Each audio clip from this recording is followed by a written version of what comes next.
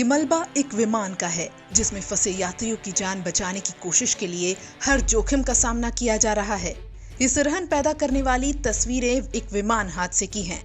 दरअसल शुक्रवार को केरल में कोझिकोड में एक बड़ा हादसा हो गया। कोझिकोड एयरपोर्ट पर एयर इंडिया का विमान रनवे पर फिसल गया।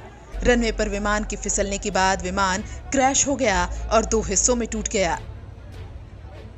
खबर है कि भारी बारिश की वजह से रनवे पर उतरने के बाद विमान फिसल गया और 30 फीट गहरी घाटी में जा गिरा। इसके बाद विमान 2 हिस्सों में टूट गया। यात्रियों से भरा ये प्लेन दुबई से शाम के 4:45 पर उड़ा था और करीब 7:44 पर ठीक लैंडिंग से पहले कोझिकोड एयरपोर्ट पर यह हादसा हुआ। केरल की स्वास्थ्य मंत्री के शैलजा की रात 11 बजे की दी गई जानकारी के मुताबिक इस हादसे में 14 लोगों की जान चली गई।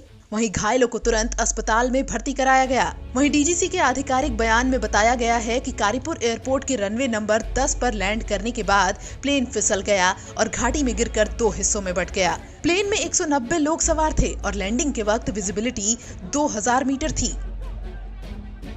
विमान के आगे का नोज पूरी तरह से इस हादसे में क्षतिग्रस्त हो गया है। विमान के अगले हिस्से में ही पायलट केबिन होती है और इस हादसे में दीपक साठे समेत दोनों पायलट्स की मौत की भी खबर आ गई।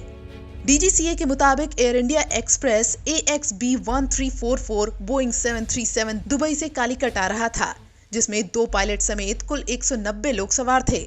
डीजीसीए की ओर से जारी किए गए बयान में बताया गया है कि विमान में 174 यात्री थे, इनमें 10 बच्चे भी शामिल थे। वहीं हादसे की खबर मिलते ही तुरंत मौके पर फायर ब्रिगेड और एम्बुलेंस की कई गाड़ियां घटनास्थल पर पहुंच गईं। एनडीआरएफ की कई टीमें राहत बचाव कार्य में जुट गईं। लेकिन कोरोना संकट और भारी बारिश के बीच इस हादसे ने सबको दहला कर रख दिया है।